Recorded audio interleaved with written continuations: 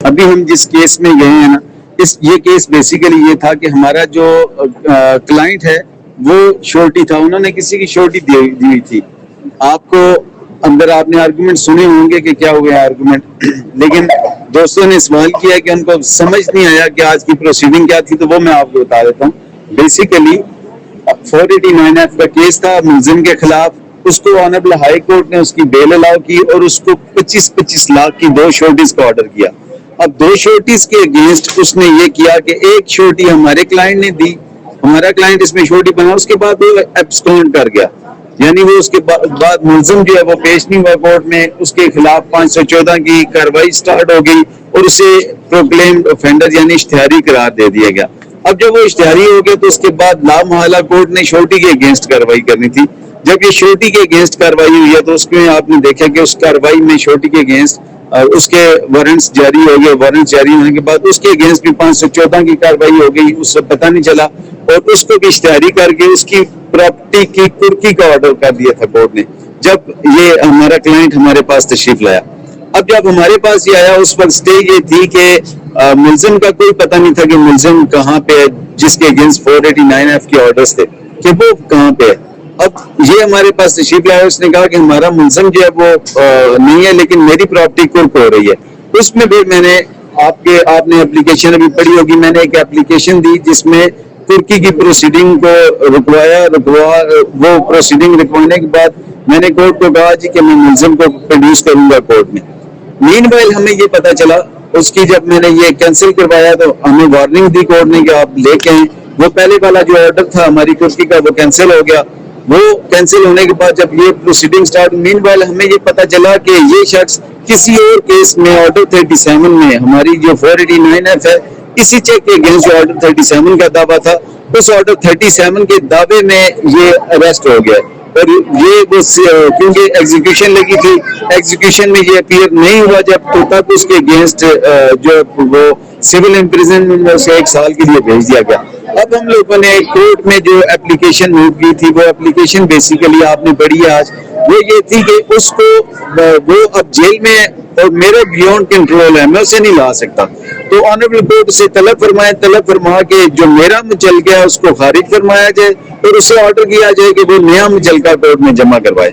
अब ये है कि ऑनरेबल कोर्ट अब एक लीगल इशू में यहाँ फंसी हुई है। वो ये ऑनरेबल कोर्ट ये फरमा रही है कि क्योंकि ये बेल ऑर्डर्स हाई कोर्ट के थे तो मैं यहाँ पे इन ऑर्डर्स को कैंसिल नहीं कर सकती। तो हम लोगों ने आज कोर्ट को ये असिस्ट किया कि बेसिकली वो पहले तो कोर्ट आपको पता है कि लास्ट डेट पे तो कोर्ट ये थी कि जब इन्होंने एक दफा श्योरिटी दे दी है तो अब यही इन्हीं से हम रकम रिकवर करेंगे।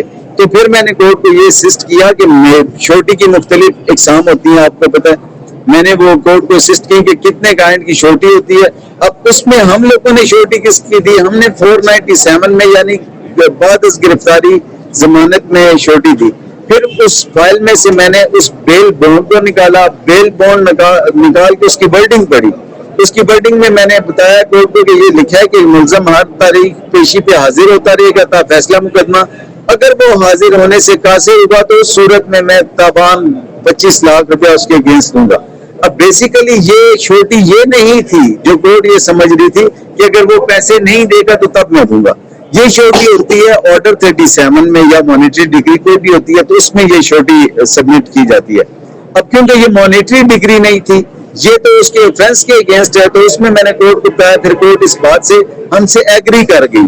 कोर्ट ने एग्री किया, किस बात से एग्री किया कि वाकई आपने तो आपकी लायबिलिटी ये थी कि आपने उस मुलजम को सिर्फ कोर्ट में अपीयर करवाना था, तो मुलजम को कोर्ट में हम लोगों ने अपीयर करवा इसलिए नहीं सकते कि मुलजम जेल में। तो आज मैंने कोर्ट को ये असिस्ट किया कि अब आप यहाँ से उसको वारंट्स निकालेंगे, उसको बुलाएंगे वहां से, अब तलबी का ऑर्डर कोर्ट करेगी, फिर नेक्स्ट डेट पे सिविल इम्प्रिजनमेंट से अडाला जेल से कोर्ट को उसको प्रोड्यूस किया जाएगा।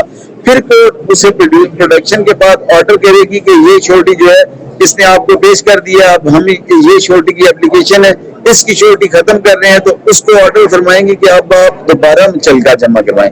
जब दोबारा मुचलका जब जमा होगा ये याद रखिएगा कि वो अगर मुचलका जमा नहीं करवाता तो उसकी बेल खारिज नहीं होगी।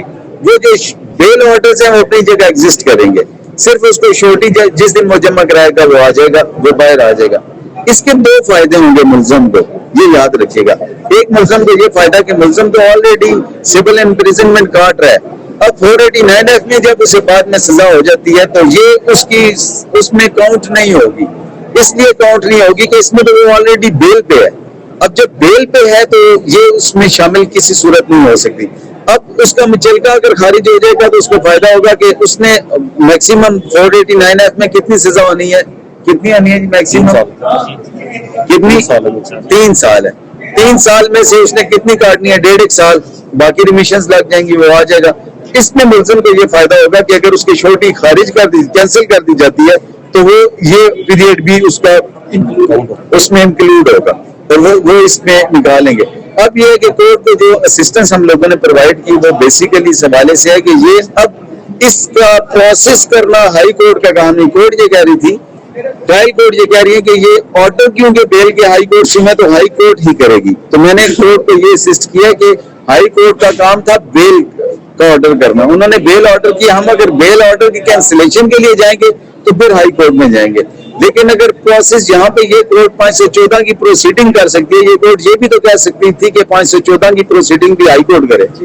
अगर ये 514 की प्रोसीडिंग कर सकती है तो उसके अंडर जितने भी ऑर्डर्स आते हैं उसको ये कर सकती है। और इसके तहत ट्रायल कोर्ट का काम है कि वो अब इसके उसको मुलजम को तलब करे और इसकी शोटी के ऑर्डर को कैंसिल फरमाए, हमारा शोटी बॉन्ड कैंसिल करके हमें इसमें से आजाद करे, इस मामले से आजाद करे। एक सवाल ये है कि जब कोर्ट बेल ऑर्डर करती है तो वो मुचलकों का हफ्ता या 10 दिन में कहती है आपने छोटी बॉन्ड जमा करानी है, उसमें तो तकरीबन काफी टाइम हो गया है, तो उसमें फिर बेल ऑर्डर इफेक्ट नहीं होंगे। अच्छा, आपका जो क्वेश्चन है वो इसमें दो उसके जवाब हैं। एक तो ये कि देखिए जब भी कोर्ट कोई ऑर्डर करती है वो कहती है विद इन 7 डेज आप जमा करवाएं, वो होता है प्री रेस्ट के लिए।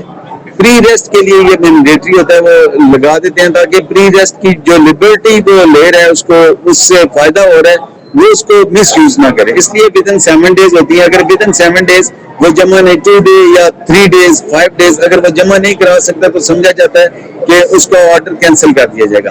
लेकिन अगर ऐसी स्टेज में जब आता है तो आपने दोबारा एप्लीकेशन देनी होती है। कोर्ट में कहते हैं जी मुझे मेरे इस श्योरिटी के पीरियड को एक्सटेंड किया जाए, मैं छोटी अरेंज नहीं कर सका। अब इसमें क्योंकि ऑलरेडी वो छोटी जमा करवा चुका है तो उसका वो लाइबिलिटी खत्म होगी। और आफ्टर अरेस्ट में तो कोर्ट्स ऐसा ऑर्डर नहीं करती कि विद इन 7 डेज करवाएं। उसकी वजह यह कि वो जेल में है, मुलजिम का अपना फायदा, वो जब करवाएगा आ जाएगा, इसमें जरूरी नहीं होता। ये प्री रेस्ट के लिए ऑर्डर होता है, आफ्टर रेस्ट के लिए ऐसा ऑर्डर नहीं होता। तो यहाँ पे क्योंकि इस केस में ऑलरेडी वो बॉन्ड एग्जीक्यूट कर चुका है, उसे जरूरत नहीं है। अब ये होगा मैक्सिमम कि वो यहाँ से बॉन्ड जब इसके छोटी बॉन्ड कैंसिल होंगे तो फिर इसकी प्रोसीडिंग आगे जाएगी। ठीक है।